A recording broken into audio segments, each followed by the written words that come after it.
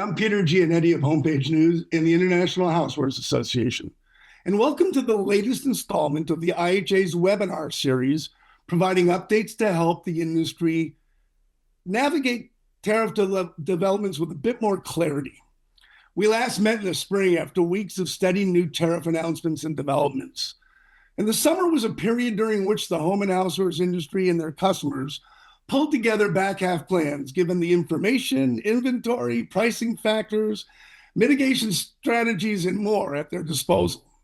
Well, those plans are playing out this holiday season, and the IHA felt the timing was right to revisit the tariff landscape and continuing uncertainty heading into 2026. This is especially timely given the flurry of recent developments, including trade deals and a truce with China, stemming from President Trump's recent visit to Asia, recent Senate votes to repeal certain tariffs, and of course, the case before the U.S. Supreme Court to determine if sweeping global tariffs imposed by the Trump administration under an authority known as IEEPA are lawful. With that, I'm pleased to welcome back Craig Breithaupt and Rafe Morrissey of the IHA Government Affairs Office in Washington, D.C., for a discussion on these and other recent tariff developments.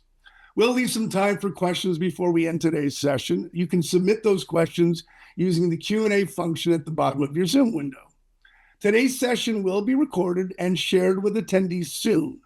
And one more thing before we start, please note that today's discussion is intended to provide a fact-based update on the tariff-related developments impacting home and housewares, and it's not intended nor should it be used as legal advice. With that, I'd like to welcome Craig and Rafe back. There is so much more to discuss. Let's start with the recent trip by President Trump to Asia. What were some of the key developments and takeaways from that trip when it comes to trade negotiations and resulting deals? Craig, Rafe, take it away. Thank you very much, Peter. It's great to be back with an update for IHA members. A lot has happened. And let's talk about the president's recent trip to Asia. It was in conjunction with the Asian Pacific Economic Conference. And for folks that are on the call, you can see this slide. Actually, we need to go back one more slide back to the recent Asia trade deals. Thank you very much. And there's your cover page. October 27th through November 1st. And there were numerous deals or pre-deals that were signed, announced with Japan, South Korea, Malaysia, Cambodia, Thailand, Vietnam, and last but certainly not least, China. Except for China, these deals with the Asian countries resulted in tariffs of anywhere from 15% to 20%. Most of them are at 15, maybe 19. Vietnam is still at 20. One note about South Korea, by the way, these deals all involve other facets, other pledges by these countries to make investments in the United States. Very importantly, almost all of them featured a willingness to allow the United States to help exploit rare earth minerals in those countries. And for South Korea, a willingness to build ships in the United States. They have already bought, I believe, a majority share, if not a major share, of the Philadelphia shipyard, and they are going to build a nuclear submarine there in the not too distant future. They are going to train American workers, bring their technology over. This is very good news. As far as the deal with China goes, I think, Peter, you correctly characterized it as a one-year trade truce. What precipitated this was China issuing an announcement that they were going to put very severe export controls on rare earth minerals. These are the minerals used to make magnets. They are crucial to all high-tech industries. They are crucial to our defense capabilities, the building of our defense forces. And Western Europe and the entire world was alarmed because China, over the last 20 years, has developed a monopoly on this.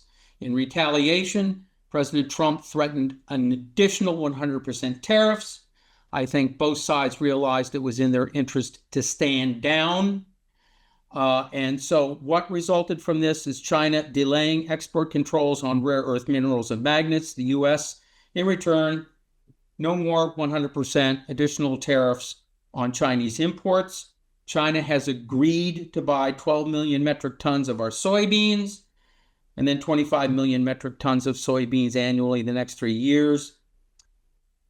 Importantly, the United States has postponed the port fees for China-owned and China-built ships, $50 a ton.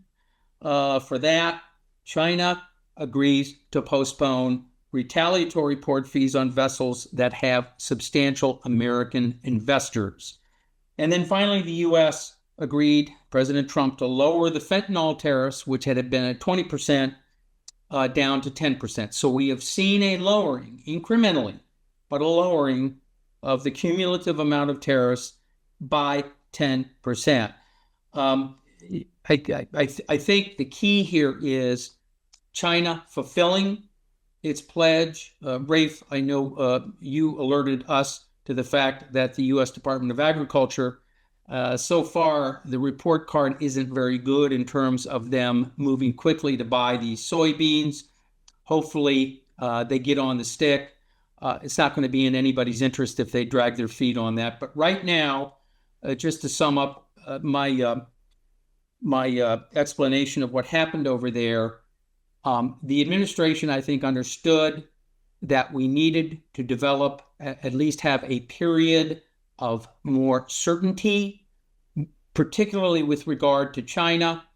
And so the one-year truce will be renegotiated 1 year from November 1st, but fingers crossed that everything goes the way it's supposed to, and at least we know what the tariff rates will be for the next 12 months. Rafe, anything on this that you want to add to or no? Would just emphasize that I think, particularly with regard to China, compliance is the key factor. And as Craig pointed out, there was an article quoting the USDA as indicating that the soybean purchases, at least to this point, have not materialized. I've seen competing reporting with regard to, there was some suggestion that China was also looking to place additional export controls on rare earths for U.S. companies that are doing defense-related work. Treasury Secretary Bessent disputed that over the weekend and is continuing to have discussions about hashing out the final rare earth mineral deal. But it's sort of soybeans and rare earth minerals as it relates to the relationship with China, and each side needs both. And we'll get into, some of the other larger issues that I think are driving the debate. But I think there's a tremendous amount of political pressure now on the administration for this deal to work. The U.S. has followed through with its commitments to the deal, so sort of all eyes are on China as to whether or not they are going to comply with their side of it. Interesting. And we'll talk a little bit more about it later. But trade deals are the negotiations for trade deals continue as we speak, even with the Supreme Court case ruling pending. So this idea of trade negotiations and deals, we're going to continue to see that. In fact, we may be seeing that intensify in the coming weeks. You both agree with that? Absolutely. Yep. And I think, the deal making is certainly potentially impacted by the Supreme Court decision, but I think there's a lot of incentive on both sides for the deals as they're solidified to go forward. And we'll talk about some additional tariff authorities that can, lead to maintaining those deals, notwithstanding the Supreme Court decision. Interesting. Well, with this information on what happened in Asia as a backdrop, let's talk about the current trade environment. In particular, what are some of the recent developments that everyone is sort of paying attention to, and their impact on the overall kind of landscape right now, the overall tariff landscape? I'll leave that to you guys to figure out who goes first on this one. Well, I'll just jump in very quickly on the first bullet point there. It's totally consistent with what Rafe and I just talked about with regard to will China fulfill what it has promised to do, at least in principle, on the November 1st trade truce that was announced. Just to make sure, and to quote former President Ronald Reagan, trust but verify, or at least have something to leverage your position should the other side decide to get a little wobbly in fulfilling their part of the deal, in this case, China. What is that? The U.S. Trade Representative's Office has initiated a Section 301 investigation into China's compliance with the Phase 1 deal. This was the deal that President Trump signed with China in 2020, the last year he was in office, where China promised to buy X tons of soybeans and do all other kinds of things. And in response, President Trump agreed to, for list 4A, lower that tariff rate down to about 7.5% and then suspend items on list 4B. And that has been the case through all of these years. The problem is as soon as President Trump left office, China did not fulfill its obligations under that trade deal. And Rafe, I know you've been following that, and you've been following what's been going on with Brazil. Yeah, I think the point here is that this does give the administration a theoretical cudgel to punish China if they don't follow through. But since all this came to pass, there's obviously a new political dynamic that I think is arguing for certainly the maintenance of the current tariff levels, and in some cases, reductions in tariffs. And so it'll be interesting to see how this proceeding develops. My expectation is that there will be a finding that China did not comply with Phase 1. They would give a range of opportunities to impose tariffs under that finding if, in fact, they continue to not carry forward on the new trade deal. And I think that's really what this is all about. I don't expect, if things are going well with the commitments that were recently made, that you're going to see additional tariff activity from that 301 investigation. But if there's not, then I think it will be utilized. And, that really covers all the imports from China.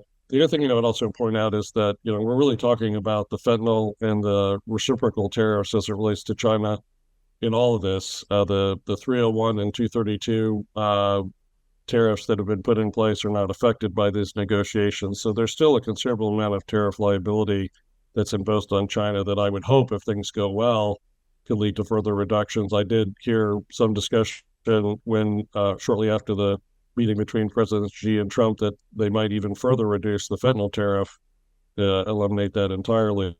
So that's on the positive side, but I think there are certainly challenges if there's a lack of compliance by China. And in Brazil, that's the other big outlier. Brazil carries currently a 50% tariff, which is much higher than obviously the tariff levels that have been set with the Asian countries. There are discussions underway between Secretary Rubio and his counterparts in Brazil to hopefully bring that down.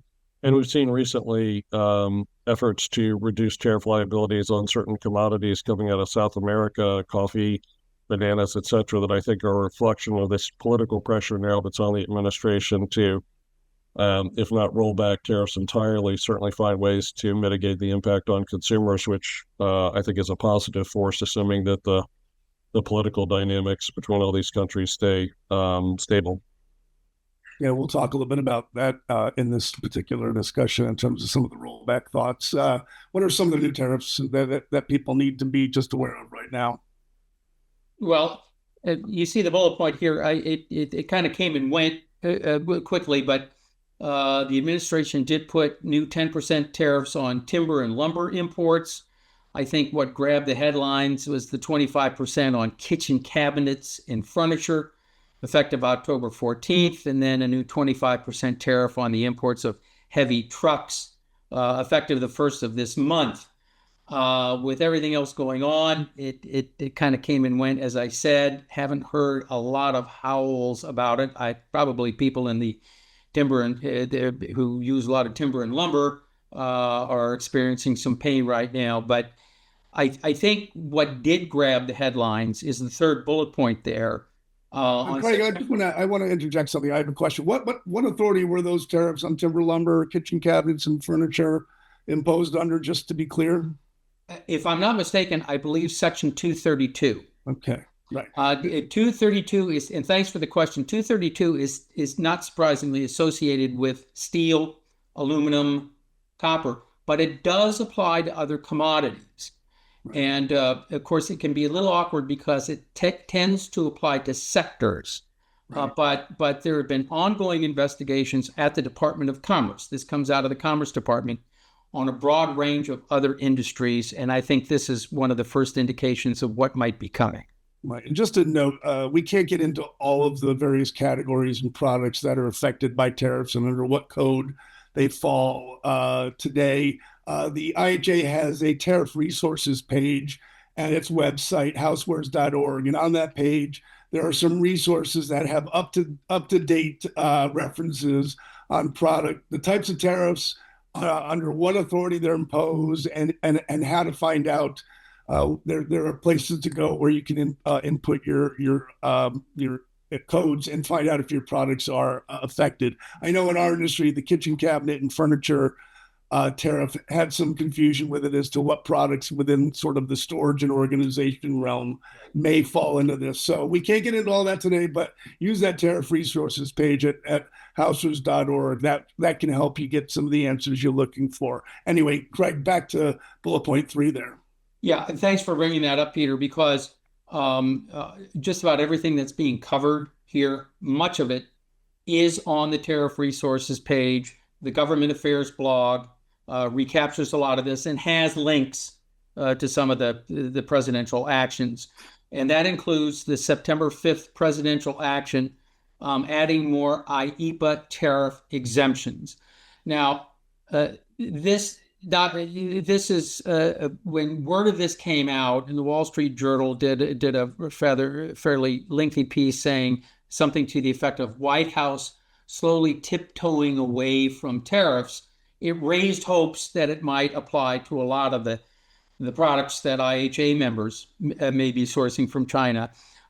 So a disclaimer here: this deals with adding more items as they fall under the rubric of raw materials or components, not manufactured goods. If you take a look at the presidential action, and again, it's linked on the November blog on the IHA tariff webpage, they have added to Annex 1, which came out for the first IEEPA tariffs, an Annex 2 and an Annex 3, but invariably you will see it deals with raw materials and components. Howard Lutnick, the Secretary of Commerce, was quoted, if I'm not mistaken, in that article, and I think he summed it up kind of euphemistically saying, if it can't grow or it doesn't grow here, we're not going to tariff it. Well, that was kind of that covered a lot of ground in terms of resources and minerals and things like that. But adding more of these items does reflect, I think, an attitudinal change that within the administration, that they were too indiscriminate in slapping these tariffs on everything. And that leads to things like coffee, going up, not 10 or 20%, but 60, 70, 80, 100%, bananas and stuff like that. Then you had the elections in New Jersey and Virginia. And despite putting on a brave face, and some of the folks, at the Republican National Committee and the White House saying, well, what's the news here? Both of these states tend to be Democrat-leaning blue states, and they elected Democrat governors. There was a lot more going on there than that, reflected in the exit polling that voters are very unhappy still with the high costs of groceries and things like that. And that message has clearly been received within the White House. Rafe, I think you were going to talk a little bit about the recent announcement of going to zero tariffs on several bananas and things like that. Yeah, I think that, the key factor here is now the administration is actively talking about issues of affordability. And that issue has sort of been a challenge because if you look at the actual hard data, the impact of tariffs on inflation up until recently has been relatively modest, but have seen articles coming out that the major retailers are looking at increasing their prices as we expected in the final quarter, and that comes at the worst possible time given what I think was a clear sentiment by voters in the off-year elections that affordability has not come into the range, and now all of a sudden it's a key talking point for the administration that's looking to thump its chest on things that it has done, and in some cases legitimately in terms of opportunities for boosting the economy, but those are all things that are going to have to play out over time. So the actions that we've seen to reduce prices for non-native commodities like coffee and bananas have come through, and that I think had a focus with some of the Latin American countries, but actually applies to even Brazil. They get a small benefit even while they face the 50% tariff for those items. And I think depending on how the inflation numbers go, now that the government is back in operation and able to track them, you could see some more of that. President Trump indicated that at this point he wasn't expecting to do more, but I think if the polling on the economy continues to be what it is, we may in fact see things added. I think my frustration is that the administration has not been willing to provide any exemption process to take input on what things should come down. And depending on what happens with the Supreme Court, which I know we'll be talking about, that could be a key factor that, we will need to look at on behalf of IHA and frankly, the entire American industry that relies on imports, just to make sure that there can be a logical process, because right now it's somewhat haphazard in terms of how they're applying exemptions. But the bottom line is that they are moving, and I think the political dynamic suggests that they're going to moderate tariffs rather than increase them, unless there's a destabilizing event with any of the major countries. There's a crack in the ice, if you will, now. Once they process for applying for exemptions, for this industry to get heard maybe a little bit louder than it might have previously, and we'll have to see how that all develops. But these are things that I think are worth looking at. On the legislative front, I'm going to switch slides here right now.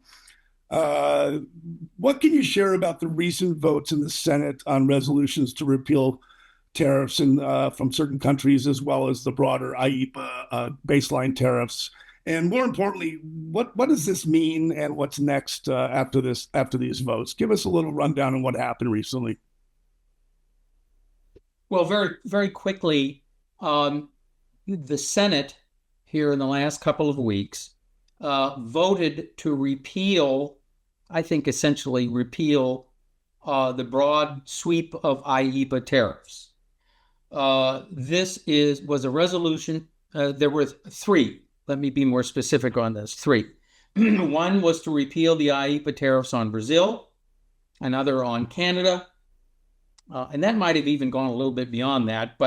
And then finally, all of the baseline global IEEPA tariffs. What am I talking about? The president has, and the White House on Liberation Day, April 2nd of this year, just slapped essentially 10% tariffs unless they decided to slap more serious IEEPA tariffs based on certain circumstances. But everybody, country, essentially got a 10% IEEPA tariff, a baseline tariff. So the third vote was to repeal all of those. The votes ranged anywhere from 50 votes in the Senate, something like 50 to 48, all the way up to 52 to 48. You had 3-4 Republicans on any given vote that joined the Democrats to do this. Does this have legs in the House? No. I think Speaker Johnson probably, this is one of those things that, he's just going to, it's sent over to the House for their consideration, and it will be deep-sixed. But it does show at least some reassertiveness from Congress, which has delegated and, more to the point, ceded a tremendous amount of power to the executive branch in terms of the ability to impose tariffs. So there's a bit of a pulse there, a little bit of life there. Not enough to really, cause a lot of problems at the White House right now, but depending upon how the political scenario plays out, there may be more resolve within Congress to assert itself. So this is the first time that a chamber has rebuked the White House on tariffs and on the IEEPA tariffs. Rafe and I both have been also working on the Tariff Review Act of 2025. A number of months ago, actually, IHA, we had used our e-letter writing platform, Voter Voice, to encourage members to write in and encourage their representatives and their senators to sign on. What does this bill do?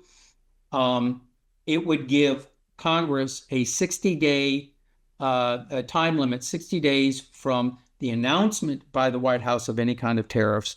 Congress could reassert itself by, within 60 days, voting them down. They could vote to approve them, but more importantly, they could vote them down. This would be privileged legislation, no filibuster, just an up or down vote. And if a majority in the House and the Senate said no dice, that would be it. But what has been a bit mystifying is that the Senate bill, which has 13 Republicans and Democrats, very evenly split, has been stuck at that since spring. The House has 8 bipartisan co-sponsors, and that's been stuck at 8 as well. Rafe and I have kicked around, why is this not going anywhere? We know the White House, undoubtedly their legislative shop, has probably sent the word out and warned Republicans in particular, don't get on this bill. This will not be viewed favorably by the president and others in the White House.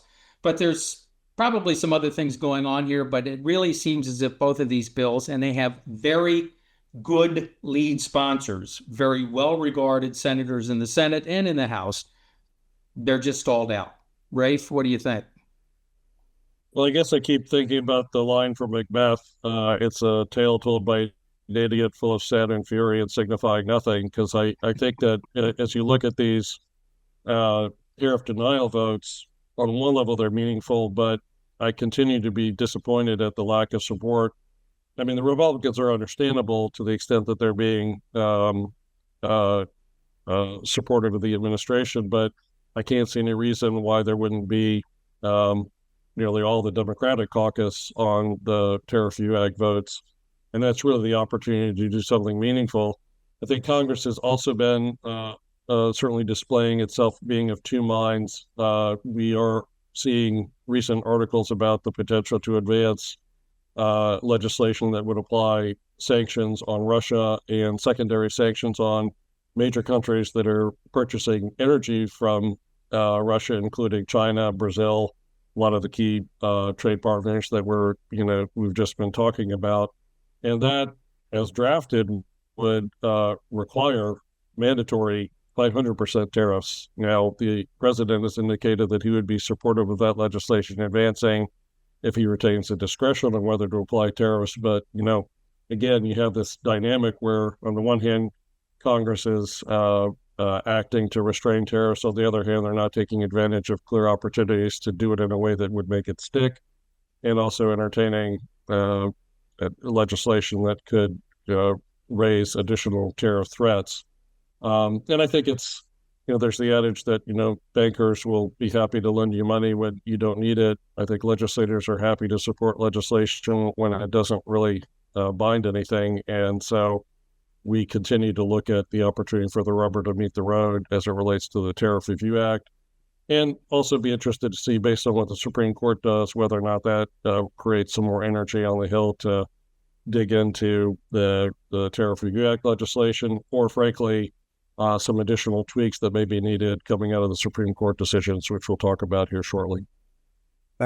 First of all, I want to thank you, Ray. If I didn't realize we'd have to be Shakespearean scholars to participate in today's webinar, but I know that. I appreciate that. So thanks so much. And the other underscoring all this legislative action is this issue of who has the authority to impose tariffs. And if tariffs are taxation falls within the realm of Congress. And again, as we get into the Supreme Court case, this all becomes salient. But clearly there are, at the very least, I don't want to use the word symbolic, but I'll use the word symbolic. There are efforts being undertaken right now to clarify who has the authority to impose tariffs under the various authorities that are being designated right now. We'll learn more about that.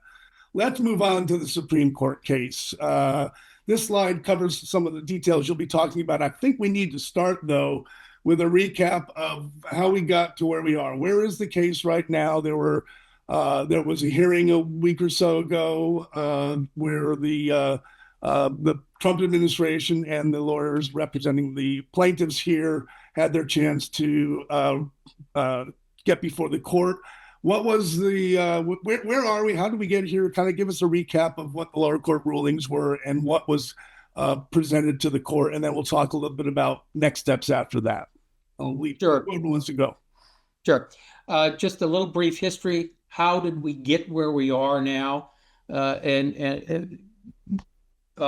Months ago, a company called VOS, I believe that they're wine and liquor distributors, as well as a smaller business, as well as some 12 state attorneys general who joined the lawsuit, sued in the Court of International Trade that the IEEPA tariffs are unlawful, that the president does not have the authority under the International Emergency Economic Powers Act, which was passed in 1977, and does not ever mention the word tariff, not once, doesn't have the power to impose tariffs, certainly not as broadly as he has.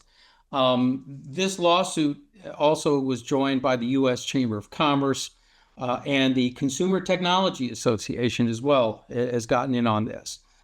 The Court of International Trade ruled unanimously in favor of the plaintiffs. The president responded saying, and the White House, well, this is just a political decision. Well, with all due respect, Mr. President, one of those judges you appointed, the other judge was appointed by President George W. Bush, and the third was appointed by President Obama. And all three of them collectively said you don't have the power to impose the IEEPA tariffs. So first things first, it wasn't a political decision. This is a very, very legitimate, important debate in terms of how much power and elasticity does the president have under IEEPA to declare whatever it is the president wants to declare an emergency.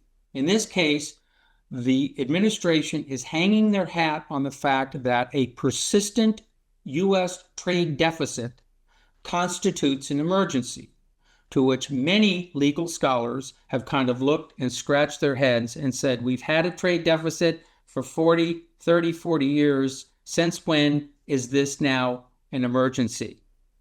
So that's a big issue there. The other thing is, as Peter just said, is a tariff a tax or is it something else?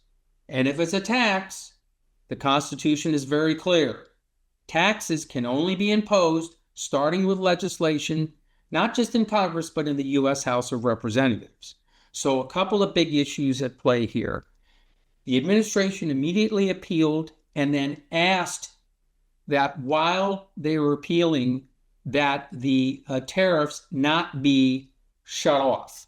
The Court of International Trade ruled that the administration had 30 days to shut it down. The appeals court said, we'll let the tariffs continue while you appeal this and it works its way. They knew it was going to go to the Supreme Court. The Federal Court of Appeals for D.C. ruled en banc. That means every one of the judges sat, not just a three-judge panel, 7-4, that the IEEPA tariffs are not legal.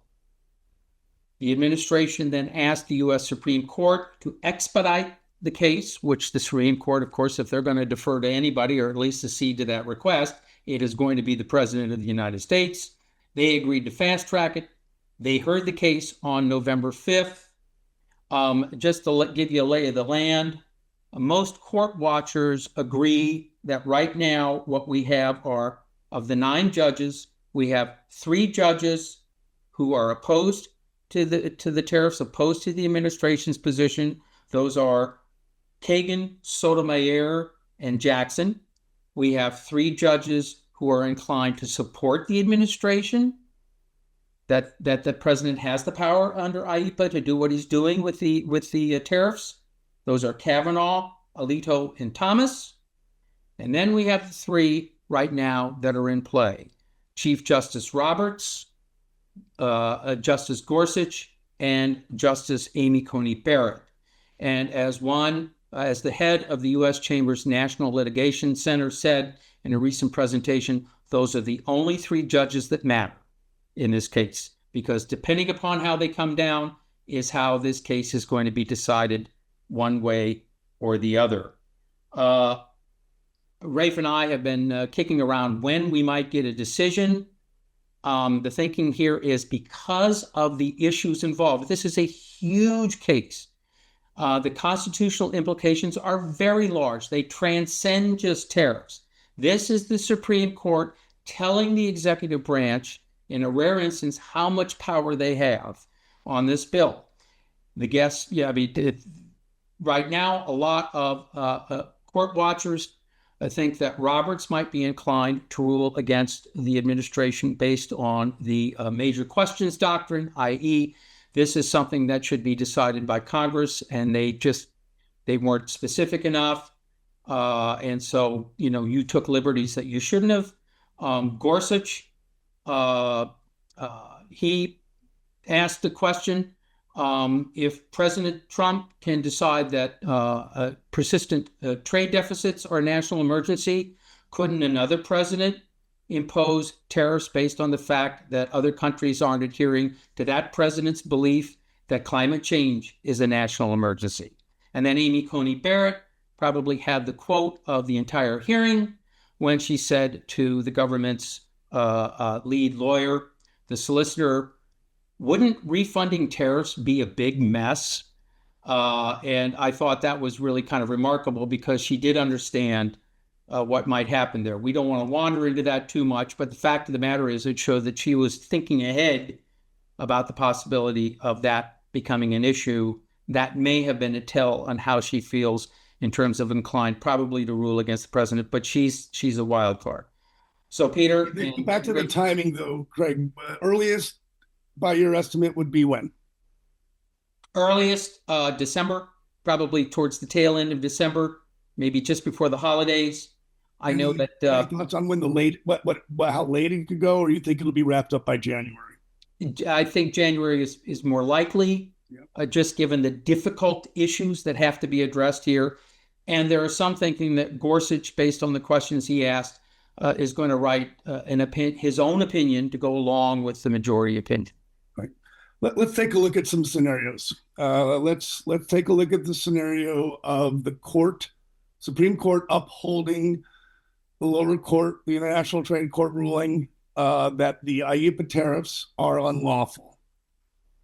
What happens? What would the next steps be in that event? When would the tariffs come off, if they ever come off? We'll get into some of the alternative trade authorities as well. But it's let's say they say, okay, International Trade Court, Appeals Court, we find it all. We find that is unlawful. What's the next step? Well, this is where we really get into speculating, because as has been explained by a number of expert trade lawyers, so far the Court of International Trade and the Appeals Court have never touched the issue of what comes after if they're ruled against. They simply ruled against them. They never addressed the issue of, will there be refunds? If there are refunds, how are they executed? How are people made whole?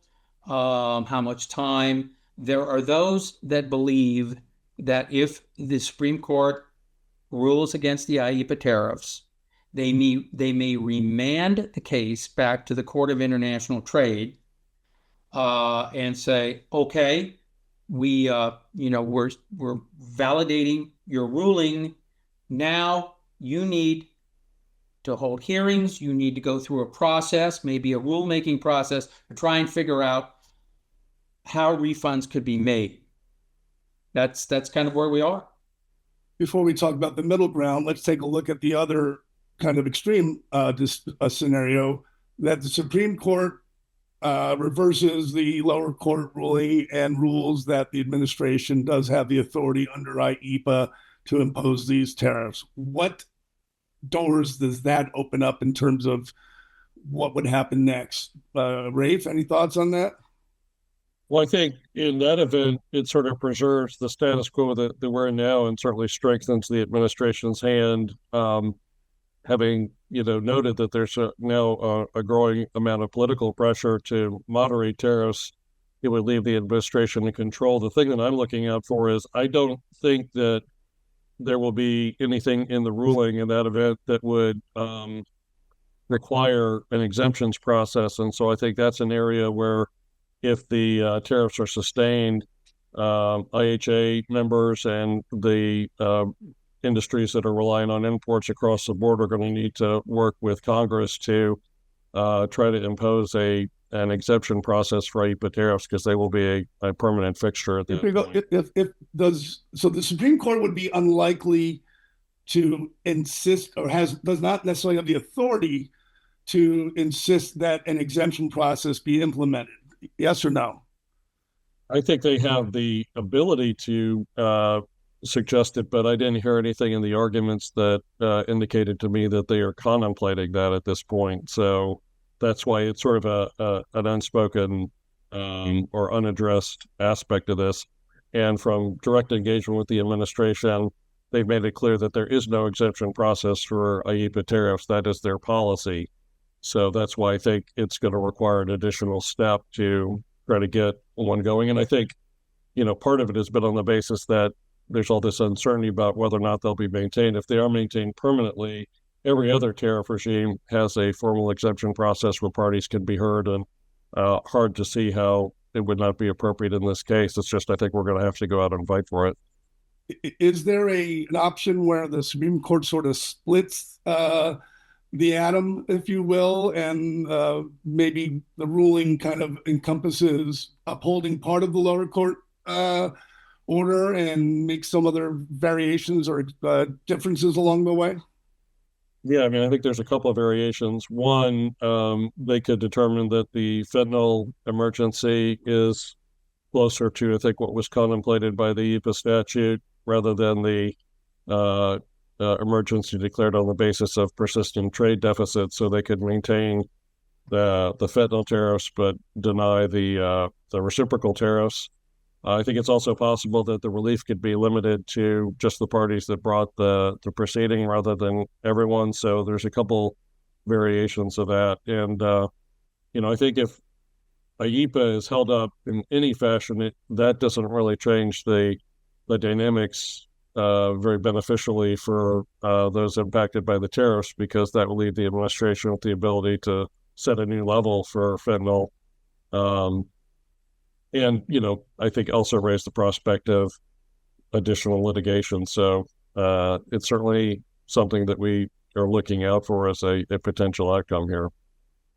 Craig, anything you want to add on that before we take a look at some of the review of the statutes that are already in effect and some of those alternative trade authorities that could be used in the event that there is a ruling that sort of forces the administration's hand? Any other factors on where this case stands right now and some of the potential scenarios? Well, one of the outcomes could be, a 5-4 or 6-3 ruling that's saying, yep, we think that the president does have the authority, the statute's written, to construe IEEPA to allow them to impose these tariffs. But as Rafe has brought up, there's no, in terms of the delegation of power from Congress, there's no exemption process. I mean, when the Congress passed the Federal Trade Act, or the Trade Act of 1974, 301, there is a protocol to apply for an exemption. Now, that's a bit mysterious and needs to be cleaned up too, in terms of a little more transparency and a little better understanding for those applying for the exemption, just how and when they're going to get a decision. Same thing with Section 232. Not so with IEEPA.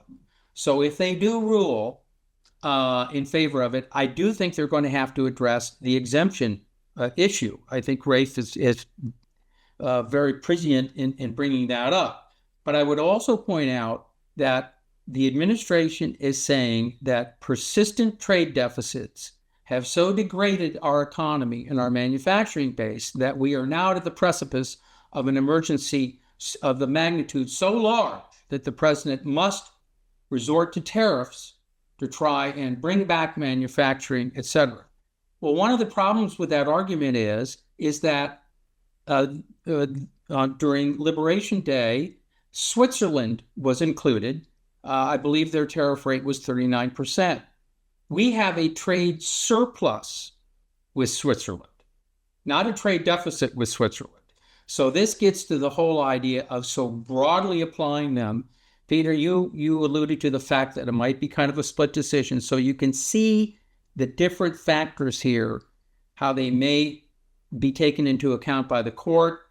They may rule against so broadly using them, but they may give the administration at least a bit of standing on some more limited instances. But no matter what happens, there's not going to be an immediate action to stop these tariffs. There will be issues that have to be resolved for who knows how long. We talked about the refund issue, which would be central to a Supreme Court decision validating the lower courts, but need to be aware that these alternative tariff authorities also exist. And so hopefully there would be an opportunity to get a refund at some point for the tariffs that were imposed illegally. But I think they'd be quickly replaced on a moving forward basis by short-term authorities under Section 338. Yeah, take us through these other trade authorities. I know we talk a little bit about them, but I'm not sure many people in our audience know exactly how they apply. So they're listed on the slide here. They are enacted under law, but have really never been used as it relates to the Section 338 and Section 122. They've certainly been referenced by the administration as an option. And I think you also have the potential for greatly expanding the existing tariff authorities under Section 301 and 232. We'd already mentioned earlier the 301 investigation into Phase 1 compliance by China. Assuming that decision or finding of noncompliance is validated, that really opens up tremendous expansion of 301 tariffs. So I think on the one hand, up until the last couple of weeks, I would have said that ongoing tariffs are a virtual certainty. I think the only thing that mitigates that now is this, significant pressure from the electorate about unhappiness with the challenges, but the power to maintain tariffs exists with the administration. And I still feel like at some level there will be tariffs maintained, certainly through the remainder of the administration. And would also just note that the 301 and 232 tariffs that were enacted under the first Trump term were sustained through the Biden administration. So I don't have a lot of confidence that that those would be rescinded in their entirety, even if there is a political change with the next presidential election. I have an interesting question. I know on the Section 122, there's only a 150-day extension here. The Section 338, is that subjected to any restriction? Is there a limitation on that one as well, too? I believe that is time limited as well. Trying to remember what the time limit is for that, Craig. I don't know if you know, but they are not permanent. But hypothetically, could they be imposed for 150 days and reimposed? I'm just trying to understand. These have some more limit. These have time restrictions. They require congressional approval to extend beyond their time limit. So that puts us back to sort of where we are with the Trade Review Act, and then on the Senate side, the decision to rescind tariffs. And I think that they were sort of seen as a temporary patch, and certainly the administration would use it for the time that's permitted within its authority to ramp up the 301 and 232 process to cover more ground than it currently does.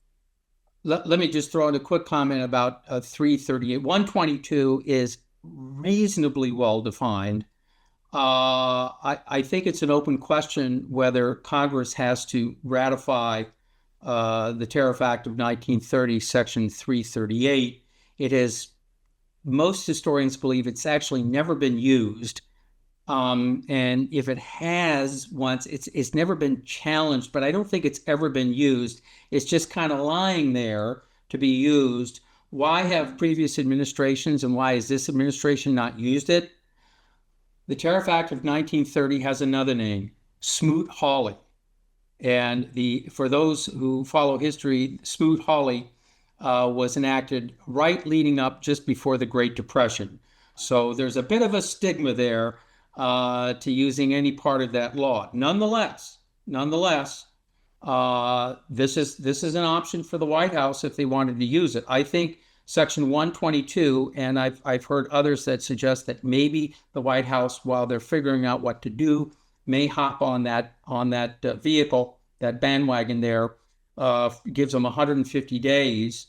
But I think it's an open question whether Congress would vote to extend it, just given the part of our presentation where you're starting to see some pushback from Congress. So Section 338 is never really been utilized, and so it's a possibility there for them to do it.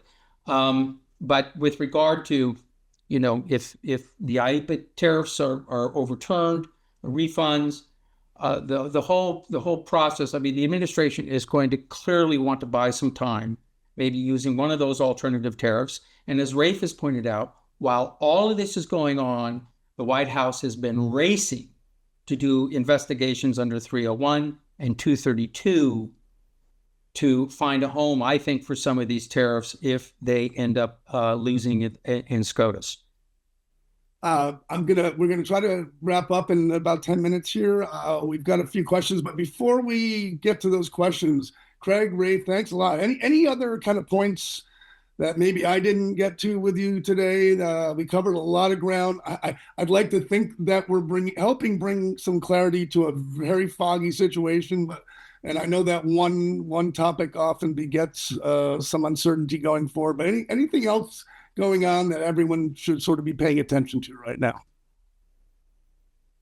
No, I just would emphasize, unfortunately, uncertainty is the only guaranteed winner here for the next period of time, certainly through the rest of this administration.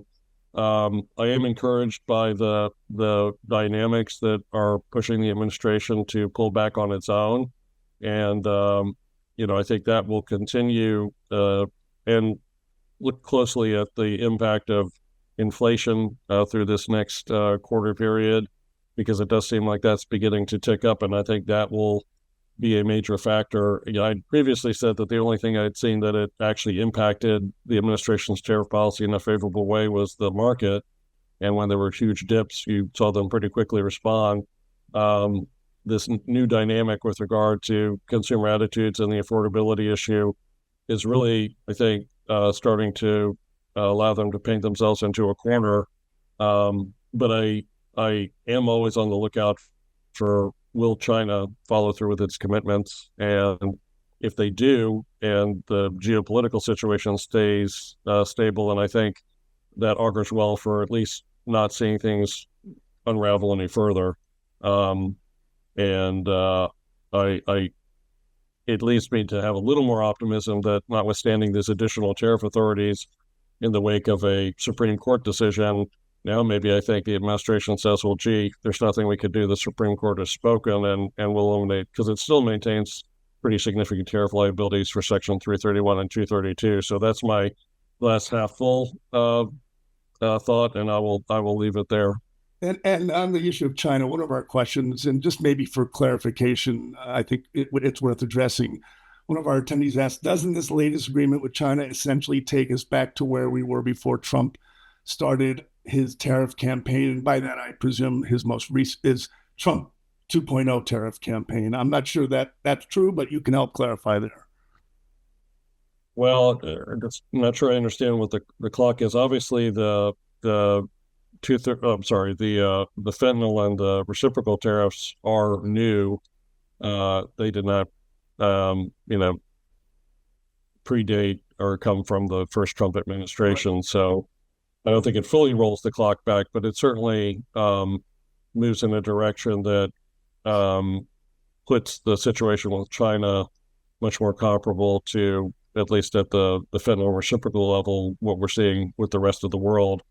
And I think there's, been some speculation, what's the ultimate goal here to establish a baseline tariff in the 10 to 20% range that would sort of be the entry fee for doing business in the United States. And, all of this has been designed to leave us with that. But I don't think it fully rolls the clock back, but certainly gets us closer to where things started with this current Trump administration.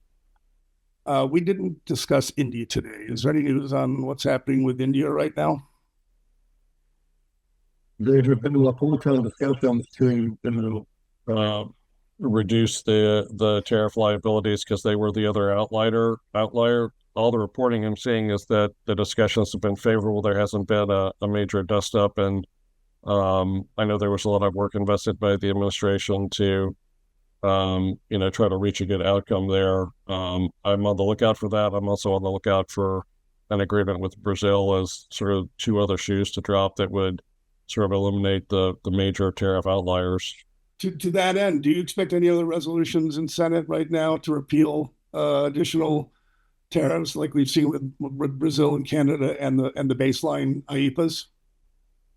I think they pretty much covered all the waterfront. So the next question will be, what does the Supreme Court do, and what does Congress feel like it needs to do, assuming that it's a favorable outcome, or more likely, if the tariffs are sustained, then you might see them try to move those resolutions forward to, roll back the tariff authorities. I actually was a little concerned that the Supreme Court would look at the action by Congress as a justification for not undoing them, because it sort of proves that Congress still retains the authority to address tariff levels. But fortunately, that didn't come up in the arguments that I saw. Addressing tariff levels in Congress is not the same as enacting legislation, is it? Well, no, but it shows that they are in control. If they could rescind the tariff, right, then they are still in the ultimate control of the process. So that was my only thought. Gotcha. Just as one more quick question, and I'm not sure if you have the answer to. One of our attendees asked if they know if the lumber and timber tariffs affect all wood products or just the raw lumber and timber products right now. Anyone? I believe that it is the raw products, other than I think there were some tariffs announced on finished cabinets and things like that, but it's pretty specific, so we need to double check. Well, I think you guys noted that's where some of the confusion exists between the componentry versus finished product versus what goes into all the stuff, and that remains foggy across the board right now. I don't know if there's, before we wrap up, is there any other quick thoughts? Craig, Rafe, thanks again. Last chance to leave everyone thinking with something right now. If I could, I'll kick the ball off here very briefly. And Peter, you alluded to this earlier in the webinar. As we all look to see what SCOTUS is going to do on IEPA, the silver lining here, and I'm glass half full too, is we may have more certainty because the administration, I said that the administration was racing to do investigations under 301 and 232, but also this has accelerated the negotiations by the administration, either with unilateral agreements or regional agreements around the world. Recent article, excellent article, kind of drilled down, asked different people from different countries, what do you think about this? What do you think about IEPA? They kind of shrugged and said, we're looking to get the best deal that we can, almost like even if IEPA is struck down, in so many words, we want the best deal possible. We know that the administration will probably switch tariffs to under a different statute. So in so many words, the best outcome could be certainty on these deals, wrapping them up ASAP so that people know what they're dealing with. Well, Craig, Rafe, I want to thank you for spending so much time. And I've been covering this for months, and this today helped me learn about all of the new developments. We'll do our best with the IHA to keep you guys informed. Stay tuned for the next webinar. I'm sure there will be more to come. We will be sharing the recording on this. And as a referenced, make sure you go to the tariff resources page at housewares.org. We'll do our best to answer questions. If you have any, send them to my attention. And with that, I just want to say thanks to all of you who attended today. We'll see you real soon. For the International Housewares Association and Homepage News, I'm Peter Gianetti, and we'll see you next time. Take care, everyone.